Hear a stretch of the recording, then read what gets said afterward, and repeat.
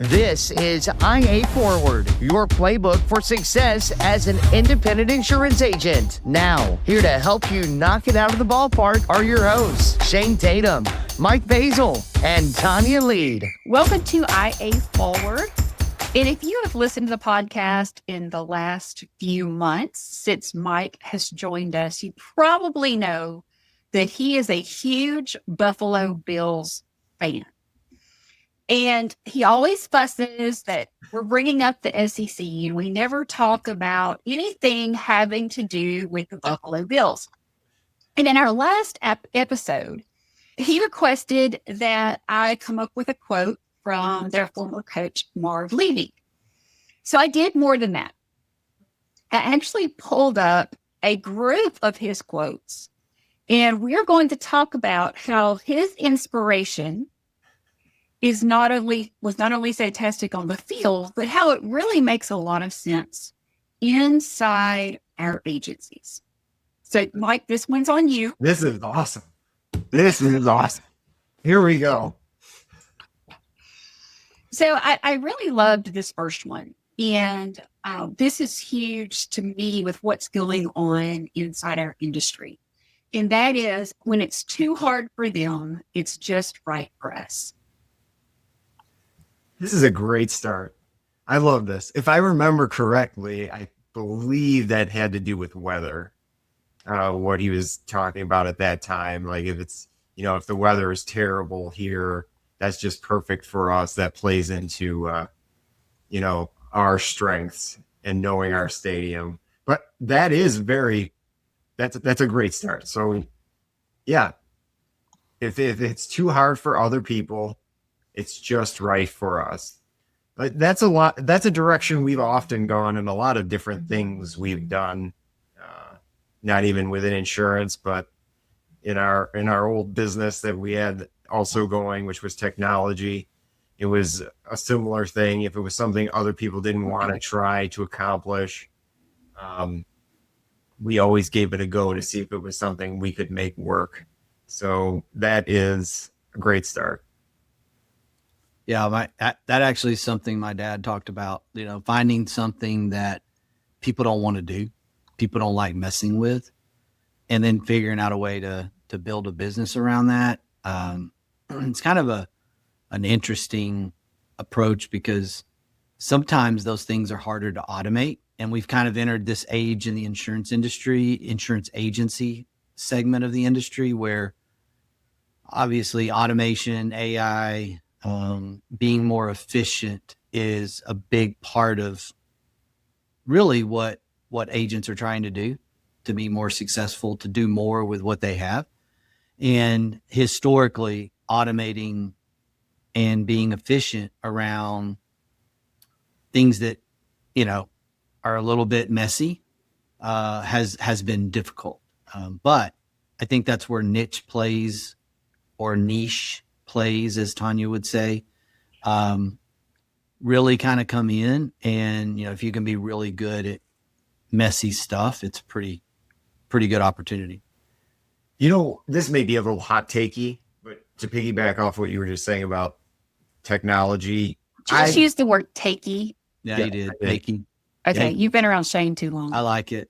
That's definitely in the Shane vocabulary. I don't know if I've ever actually heard you say that. Yeah, it's not. I'm adding it. Adding it to the Shane vocabulary. Take it. But coming from technology originally, it was always my belief that insurance has been behind within the technology sector. In my opinion, really behind actually at points. But it feels like we're entering into an age within technology where it's really easy for every industry to get on the same plane. And it feels like a little bit of a golden age right now that we're coming into for technology within insurance, which is only going to be extremely helpful if you leverage it properly to you being more efficient in getting things accomplished. I think that has to do with being digital natives. The people that are starting agencies now where in the past, technology was one of those things that a lot of agency owners found really scary. And so they had to add and layer the technology in as time went by. But most people starting agencies today are so technology native that they can't really imagine doing it any other way. They can't imagine doing it without a CRM and, running their agency on paper. I mean, so I used to have this daily calendar that was about duct tape, like all the different things you could do with it. That was the insurance agency up until fairly recently. Well, Shane and I have these conversations all the time. I managed to make this system do this thing by doing this. Yeah. And how long did you take trying to figure that out? And now no one else knows how you got to that point. And it has to be explained to everyone from now until eternity because you did it just in this way to manipulate the system you had. It is insane. Or was, I guess I should say. I always wanted my dad to write a book called How to Do Everything the Wrong Way, because he was masterful at figuring out how to make things work in a way that they were never designed to work. So yeah, how to do everything the wrong way.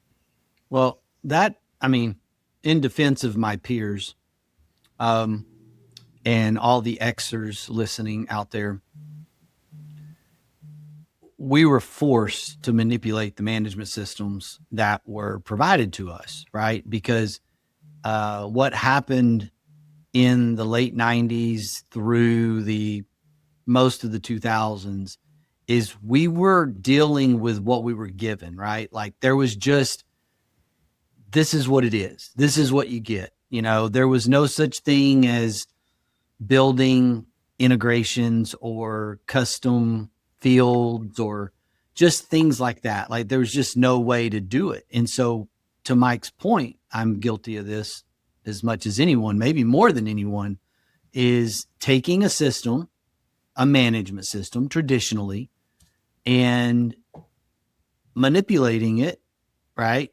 Well, we're not going to call it, I know it says policy, but we're going to call it something else, right? We're going to use it for this other reason. And, so really what you end up with in some multi-generational, you end up with this lunacy. Yeah, you end up with this thing where you need a definitions document, terms and definitions over here that says, this is what all the fields really mean within the management system. That's 100%. Yeah, that's exactly right. Yeah, that's right. And it worked for us, right? It worked for us. It helped us be successful. And that's something that it's just part of our story. It doesn't have to continue today because it's a different world, to Mike's point, which I do love. I do think we're kind of entering this golden age potentially.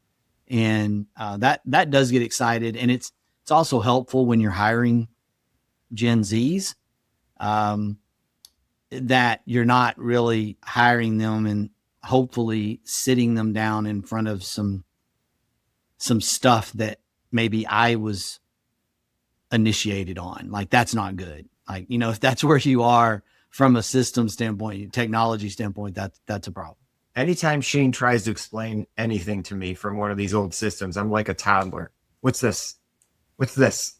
What's this? Well, let's go to our next quote. And I really like this one. And it's, where else would you rather be than right here, right now?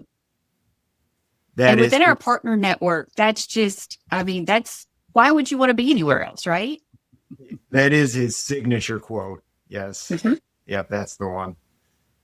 Well, I think there's a few different layers to that. I'll start with, stay within the moment is important, right? You can, of course, make plans to I want to be at this spot in 12 months from now. I want to be in this spot at 24 months from now. but it's really important to stay in the day you're in and work on the things that are immediately important to get to those goals later. And I think this is the most important part. Enjoy the process, right? Enjoy what you're doing. Enjoy the fact that you're making progress, getting to your goals. If you have a tough day, rebound and get ready for the next day, but don't be miserable. Yeah, I think, I think we're always that, isn't that kind of the whole thing about the grass is greener? Like, what is it about?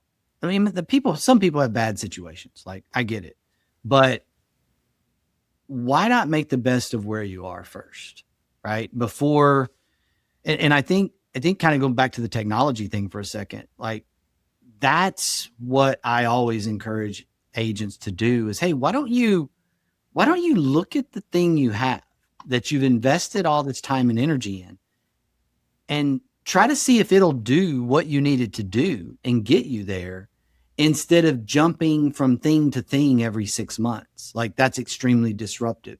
I think that goes for, marketing strategy. I think that goes for sales strategy, for carrier relationships. I mean, where are you right now? Like what does that look like? Squeeze the turnip, so to speak, right? We got to get some cliches going on this podcast again. So, let's squeeze everything out. Were we devoid of them? I don't recall us missing a day. Well, I mean, I just want to make sure we don't miss cliches and one line zingers, right? We got to make sure we keep that flow going.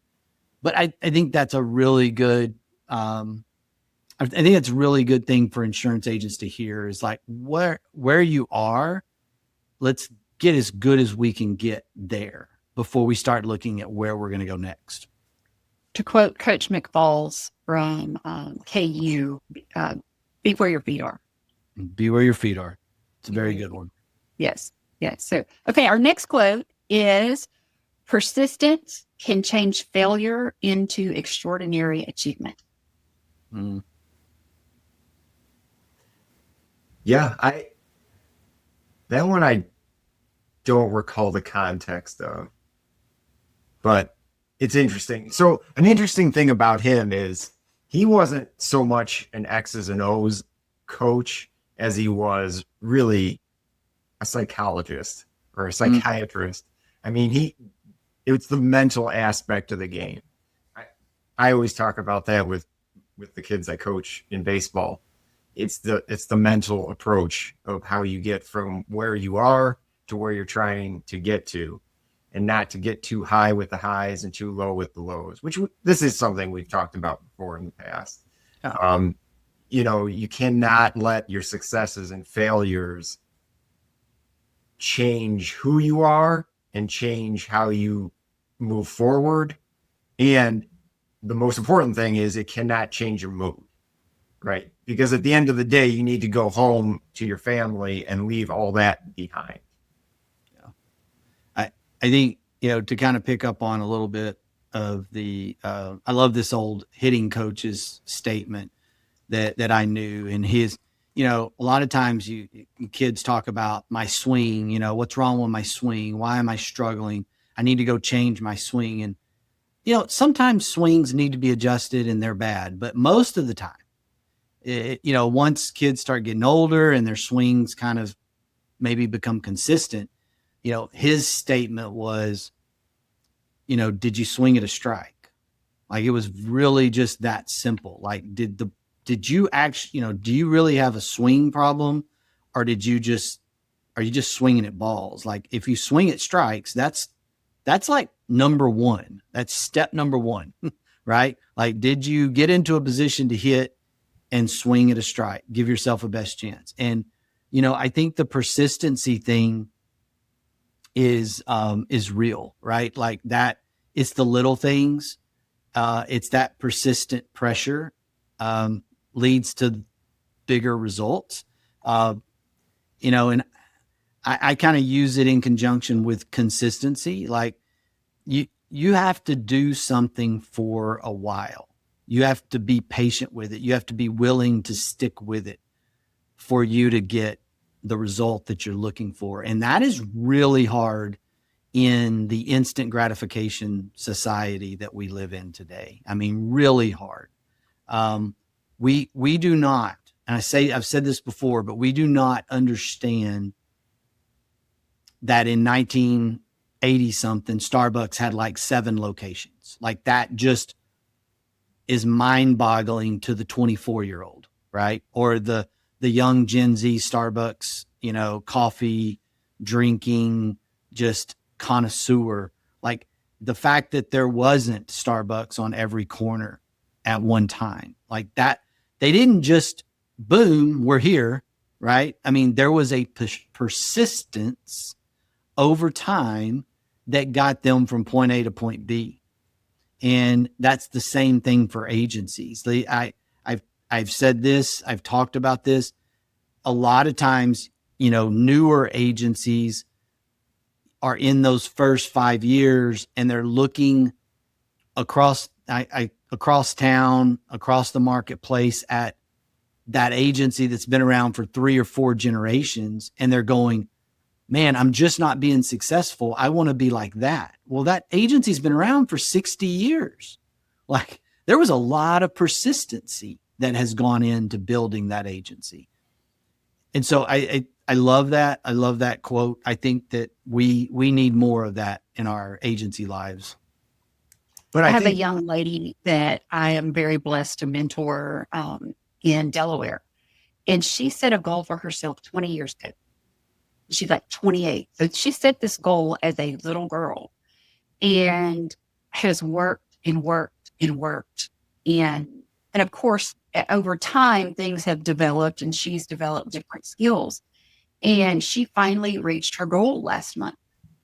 And to see that kind of persistence for anyone, but especially setting a goal as a child and staying with it through your late 20s and finally achieving it, I think that's absolutely amazing. And the cute boy and I were talking about it recently, and he said, there's no way that if I had failed year after year after year, like I would have given up before 2 decades. He just said that there's no way that I would have continued on this path. I would have decided to do something else. And the fact that she had that persistence to do that did make that an extraordinary achievement for her. And it was a huge inspiration to a lot of us because of that. So to me, that is something to think about. If you're in your late 20s, early 30s, late 30s, and you're starting an agency, it takes persistence in that first year, 18 months. It just does, because you're eating macaroni and cheese and it's probably the Walmart brand as opposed to like the Velveeta brand, right? I mean, that financially, that time is rough. And especially if you've been very successful as a producer for someone else. Yeah, just to go back and piggyback on something Shane was just talking about. The other thing I think people need to be careful about is this perception of where other people are at, because that isn't always the reality. There is that 3rd generation agency down the street. Just because they're 3rd generation doesn't mean that person's making $250,000 a year, right? I mean, you may feel that way for some reason. You may think that, but that doesn't necessarily have to be true. So you just have to be a little bit careful when putting yourself up against others, because there's always different factors involved in how they got to where they are, and if they even are where you think they are. Or if they're a 3rd generation business and they really didn't have much choice, or they didn't feel like they had a choice, it may be that they're not happy. They do not have serenity. They're having to run this huge agency and they would rather be doing something else. Yeah, that's all of that is a real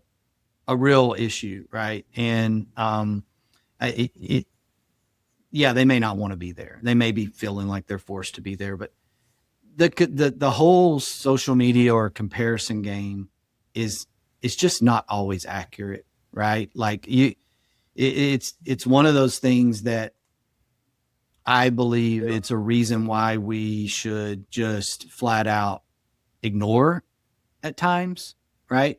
Just the whole social media piece is causing, I think it's causing some mental issues for people. I think it's getting documented. There's some, this is kind of getting to different stretches of the world that I do not really have the expertise in, except I do think I have expertise in common sense, so I think you don't need a degree for common sense.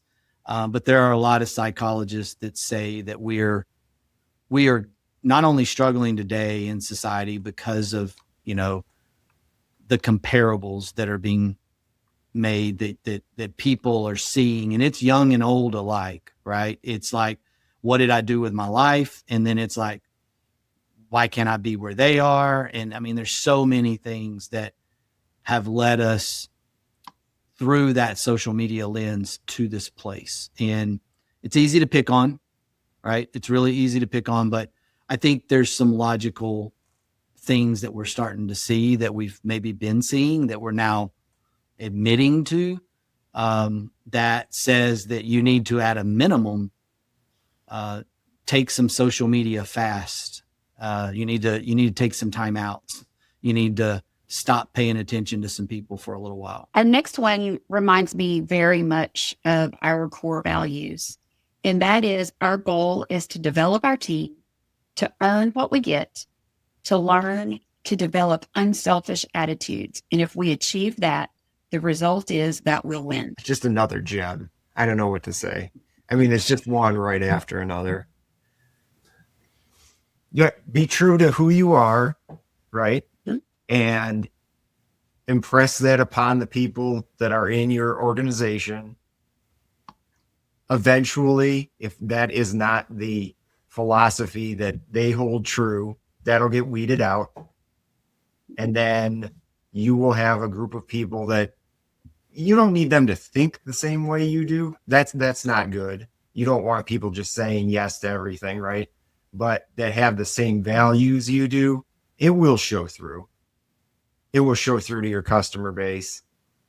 And I honestly believe your retention will go up because of that. Yeah. I had a discussion this morning with one of our team members, and she had a question on whether or not she felt good about doing something. And it felt a little bit morally questionable to her. And we actually went through the idea of, okay, well, let's take a look at our core values. And I introduced that concept and said, okay, well, let's look at our core values. Where does it fit? Where does it not fit? Let's talk through it. But having that specific group of core values and always going back to them. And after the conversation, she goes, oh, okay, well, I get that now. I get what we're doing. She just didn't quite have the understanding of what it was we were trying to achieve. But I loved that she didn't just put her head down and do it anyway, that she wanted to have that conversation. And when we went through those core values, it made sense to her. And that we were able to say, anytime you have a question or anytime you're faced with a situation that you're unsure of, go to your core values first.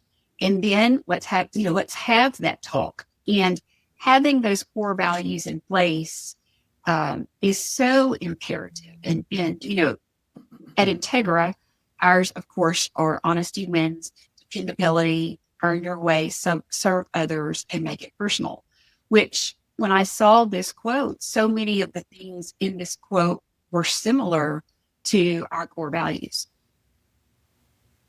So what you're saying is I could have just went right side by side with Marv Levy all these years. Absolutely. We were really just, y'all were just tight.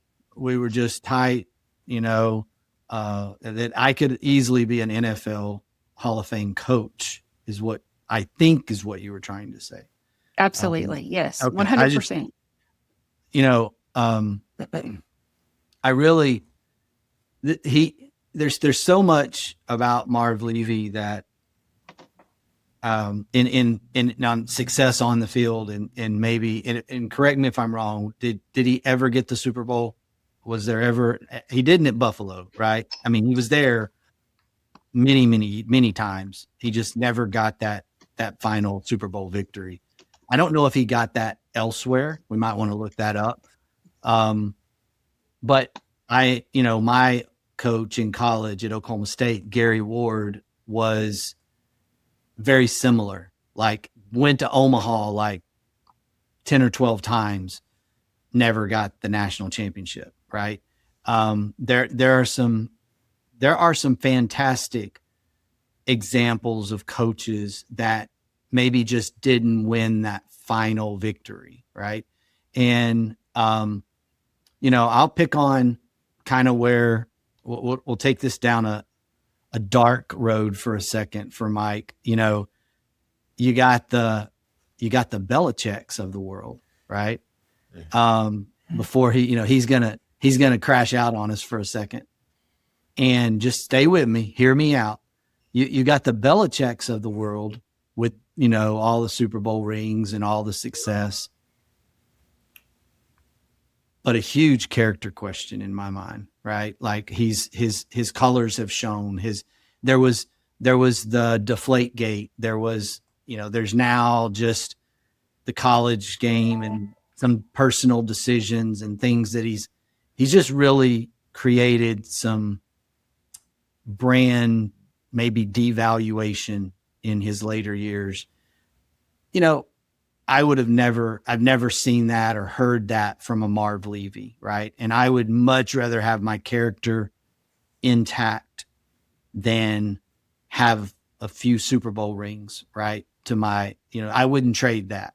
And I think people with high character, like a coach like that, I would put Dabo Swinney in that category at the college level. He's kind of making a little bit of news around not willing to do certain things. I don't need another championship to prove that I'm a good. I mean, there's just some things that he's just standing ground, right? Like, he's just keeping his character intact. He's not willing to go down a path that others maybe are willing to go down. And I think that's a huge thing that's going to keep coming out of these Marv Levy quotes is just, and I put it to the core values, right? Like, those core values come from really who that person is, who you are, because when you're tested, right? The reason you want those core values is because you're going to get tested. And, the definition of character is, doing what you do when no one else is watching, right? And so very similarly, being able to lean on your core values and know, oh, I'm not doing that. Because in that moment of emotion, it's very easy to get, backed into a corner, go off course, off the rails, so to speak, and end up doing some things that you regret. I think one thing to keep in mind is you always end up getting got.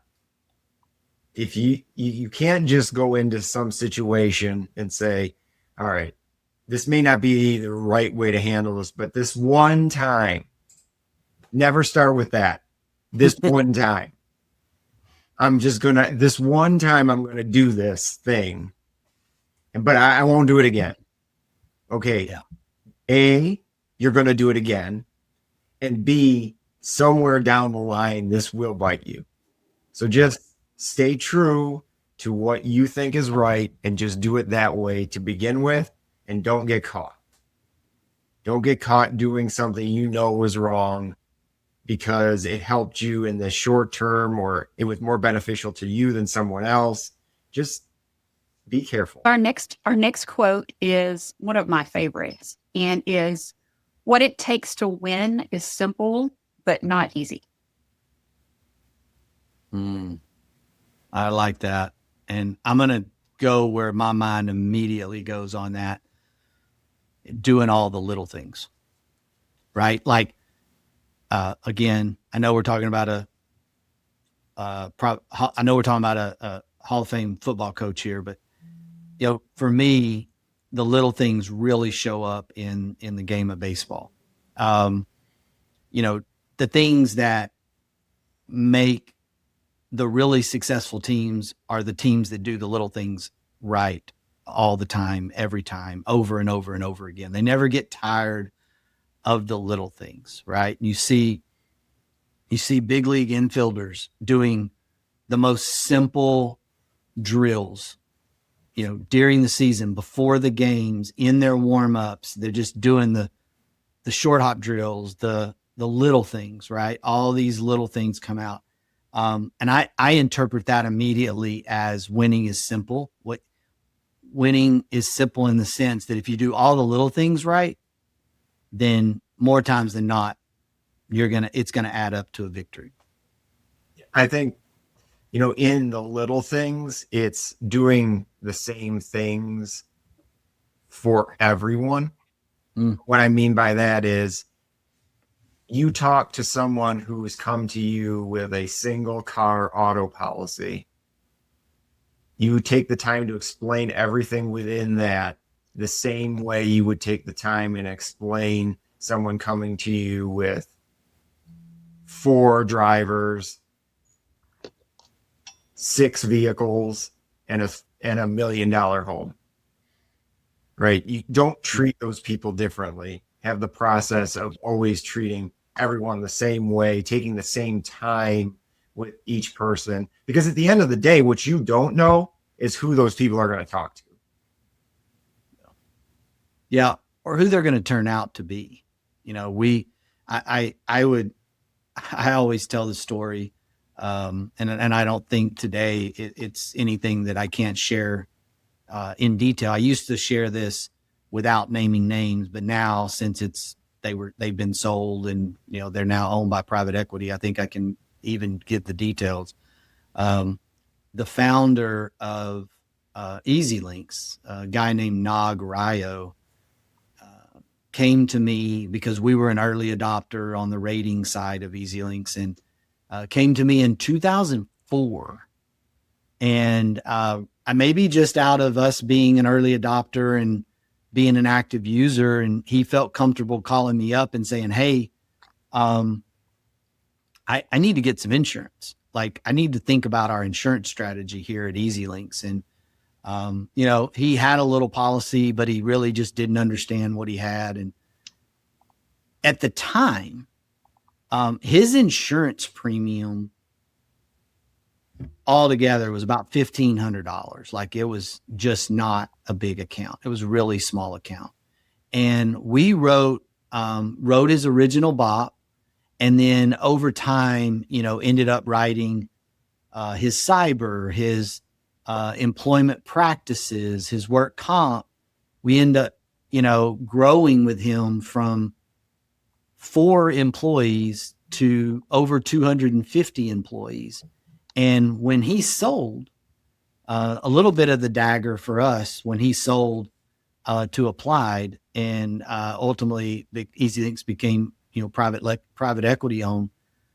At the end of that, almost 20 years later, probably about 17 or 18 years later, the EasyLinks account was almost a $400,000 a year account. Now, we could have said, as many agencies do, many middle market brokers, we don't write accounts that are going to generate less than X thousands of dollars worth of commission. Our strategy has been different on that. Our strategy has been that we have a lot of examples of a couple of $1,000 BOPs turning into 6-figure premiums over the course of time, growing with that customer. We have that example on the personal line side.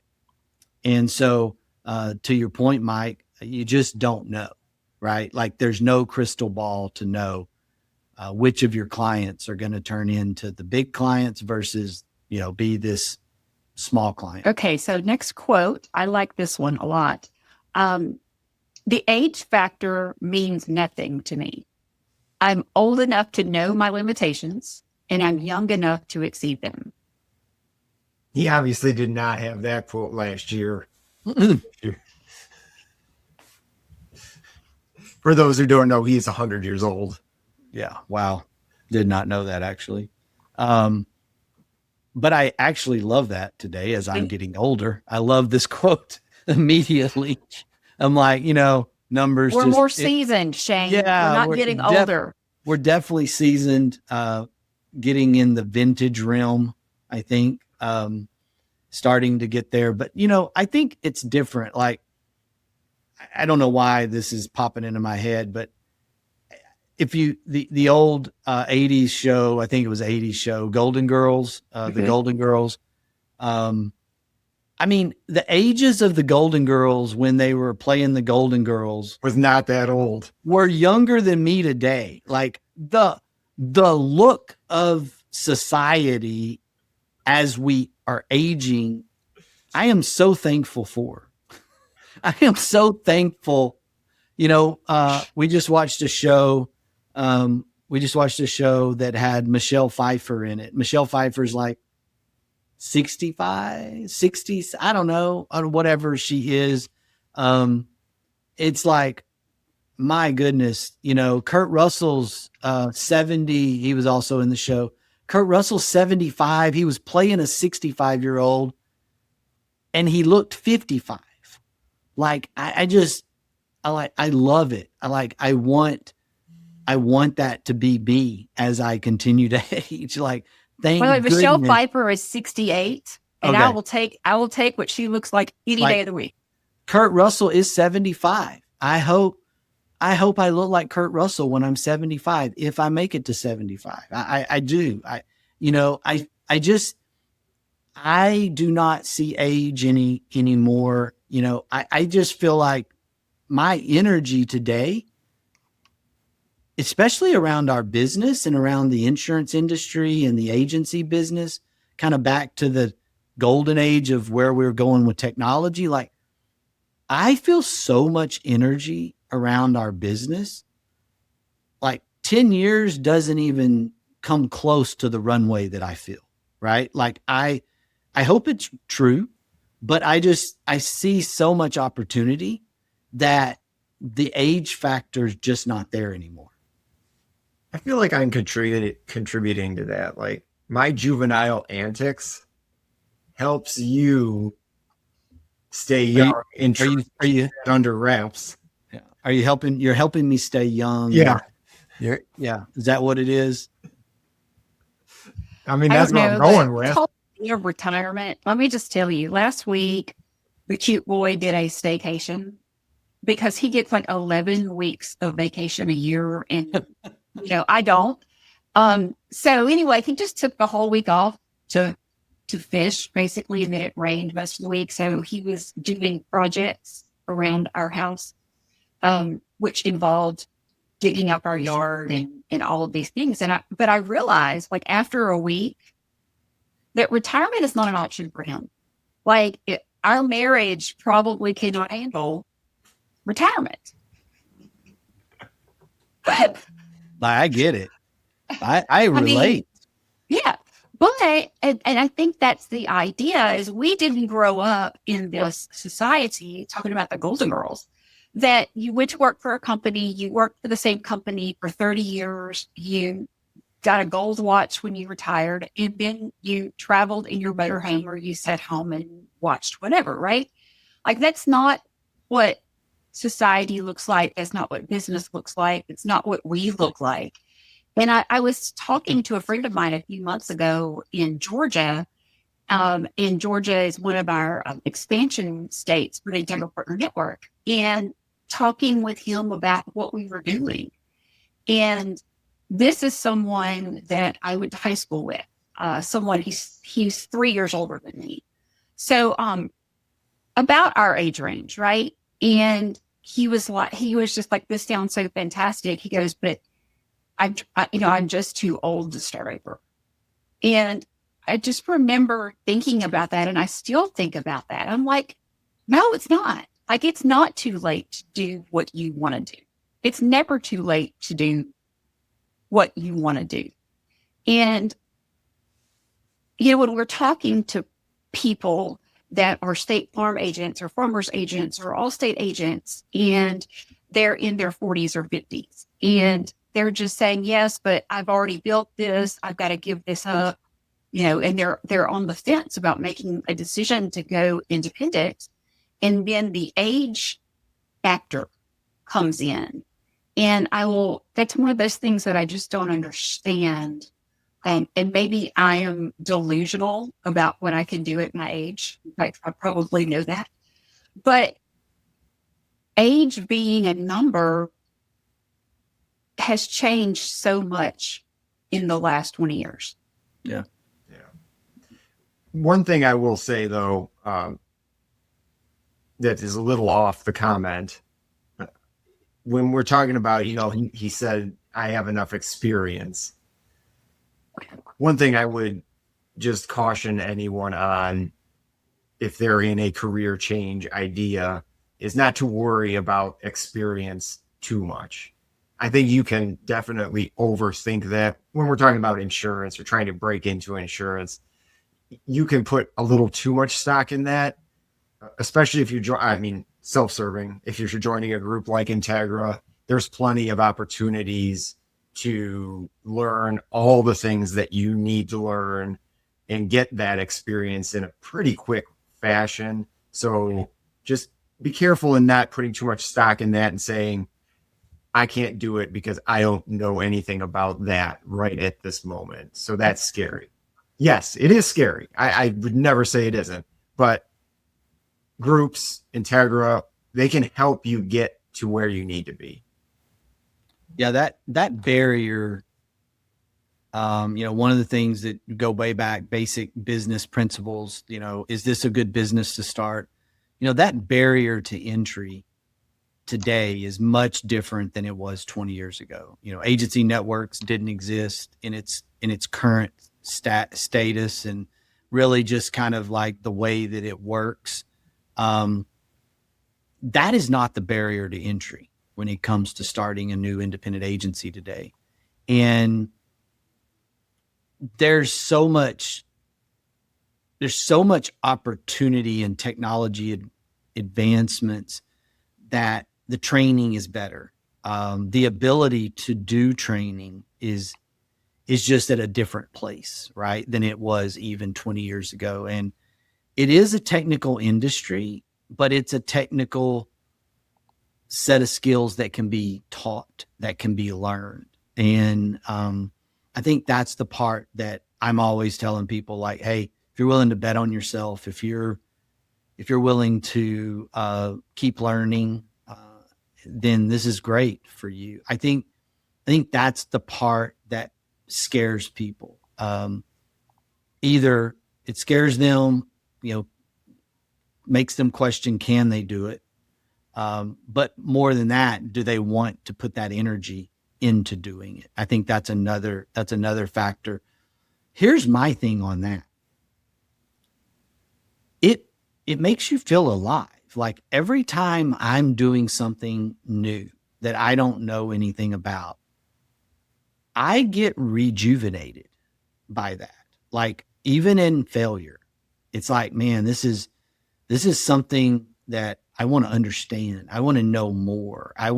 And so, you may have been sitting in a semi-dormant state in an exclusive agency ownership for the last 10 or 15 years and lost all of your passion, and you don't feel alive, and starting an independent agency and going at it again may actually extend your life. Like, I hate to be that dramatic about it, but like, if you're retired in place with your exclusive organization, your health may not be great, right? Like there's just a lot of things in there. And that's probably pretty dramatic to go that far, but you hear that old saying, like, Some people don't want to retire because the people they knew that retired died within 3 years. You know, there's a real statistic on that, something in that range. And I don't want to be that guy either. Right. I think that's a big part of what's increasing our longevity and making our longevity even more active. Right. And so it's an interesting time, a golden age of maybe even what I would call working retirement in a way. Right. We have more flexibility. We're either earning more, have the ability to travel, do things on our own, or we have a shifting from the boomer generation. So there's a lot of wealth transfer that's happening or going to happen over the next 10 to 15 years, maybe 20 years even.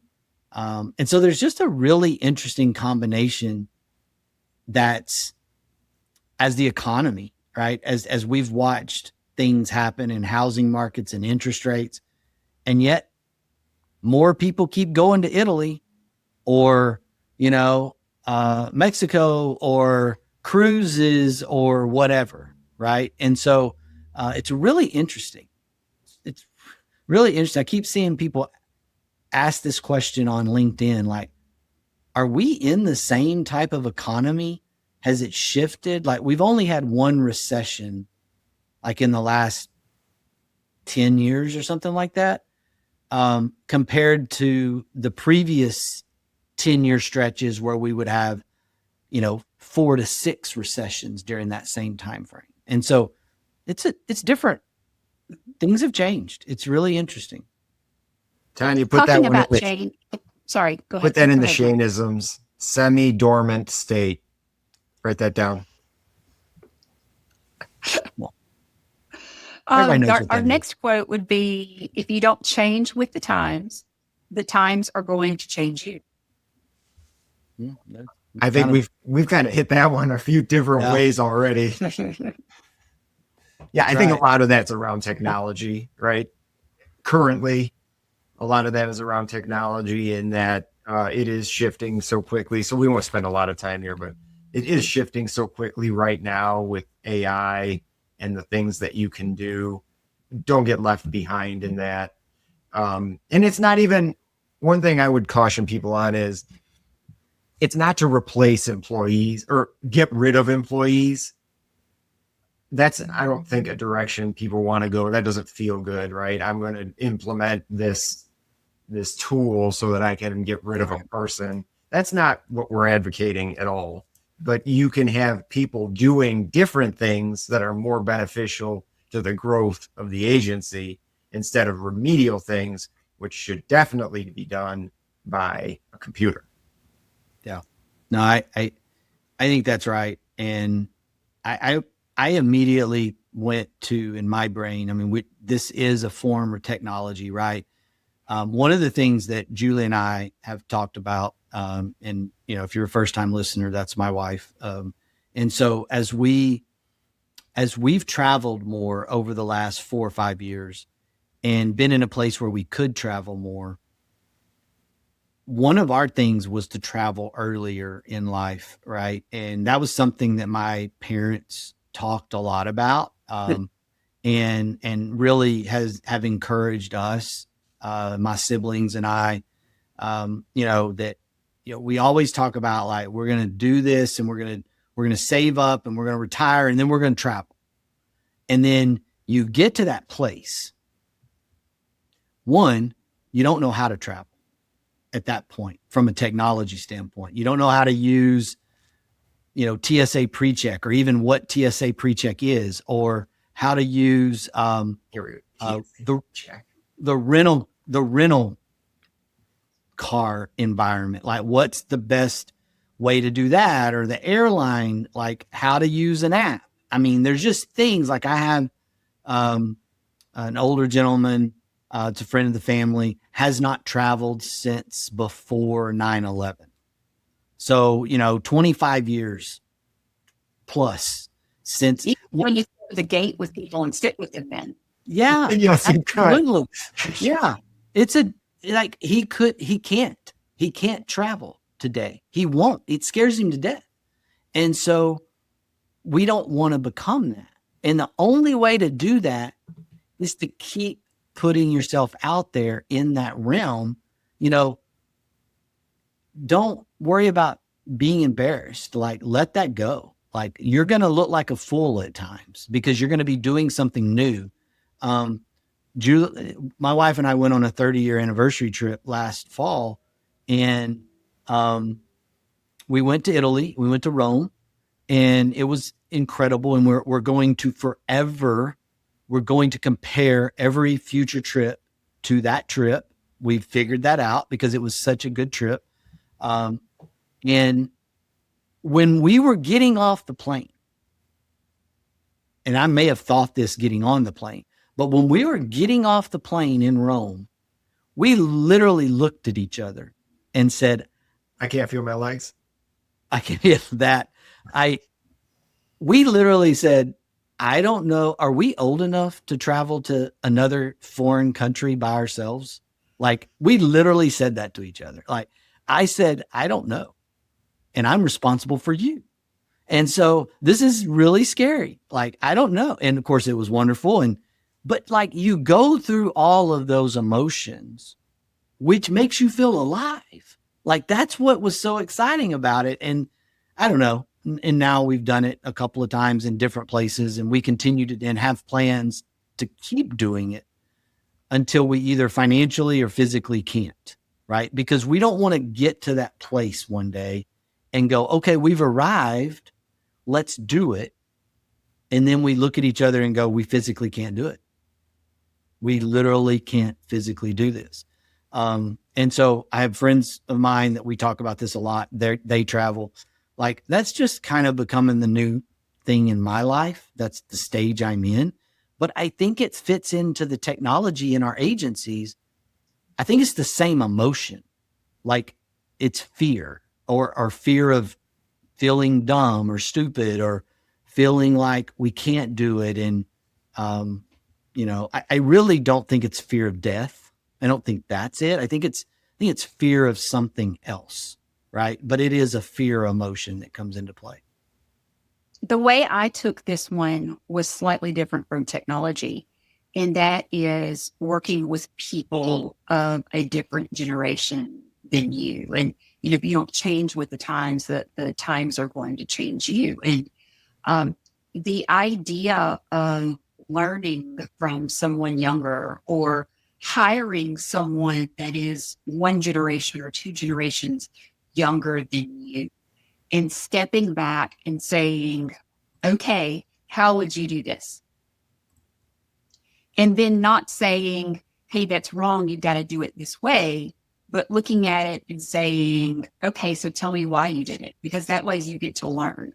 Or what do you think of this? Or asking those questions to make sure that you end up having a extremely successful symbiotic relationship with your team members, rather than telling your team members what to do and not allowing them to use what they know to grow, right? Yeah, that you will fail if you're closed-minded. So if you always operate under the assumption that your thought is the correct thought, you have no chance. Ask questions. Ask lots of questions. Shane loves that about me. Yeah. And I will say this from my position. It's easier to get here from an ownership, CEO, founder level mindset. This is one of those areas where I try to constantly stay aware. Am I listening enough? Because at the same time, as a business owner and agency owners that are listening to this, there are times when you got to say, no, we're going to do it this way, right? Like, there are times that you have to do that. And guess what? You're the risk. You're the one that put up the money. You're the one that took the risk and has the sweat equity, and you have that right to do it that way. I think where we have to balance ourselves is making sure that that's not the only way, the every time way, right? And it's an area that, you have to kind of check yourself. And what everyone needs in their life, they need a Julie in their life. And my lovely bride is my best kind of like checks and balances around this. Like, hey, that feels a little off. Hey, are you sure? Like, not all the time, but when it hits the cliff level, like about to jump off the cliff type stuff with a decision, the E.F. Hutton in her, to age myself, kind of comes up, and it's like, are you sure you want to do that? Are you sure this is the right direction? It's not, Shane, you can't take us down this path. It's, Shane, are you sure? And if it's like, no, I'm sure we got to go down this path, well, then she gets on the train, right? She's ready to go. But everyone needs that checks and balances, that accountability. But it's really something that agency owners can kind of get in a vacuum on and go and stop listening to people at all. And, start thinking that their way is the only way. And that'll be a surefire way to struggle with new and younger staff and new hires. I'm going to leave us today with one last quote from Marv Levy. To know the game is great. To play the game is greater, but to love the game is the greatest of them all. Attitude's a choice. Make a great one. Bye, y'all. At the Integra Partner Network, we understand that carrier access is the key to your agency's success. That's why Integra offers direct access to top-rated personal and commercial carriers, ensuring your agency thrives in today's challenging market. And with our comprehensive resources, profit sharing and bonus opportunities, technology and peer support, all while you retain 100% of your book with no penalties to exit. Integra is ready to empower you and your agency to find sustained growth. Find your way to Integra. Visit IntegraPartnerNetwork.com today. That's IntegraPartnerNetwork.com.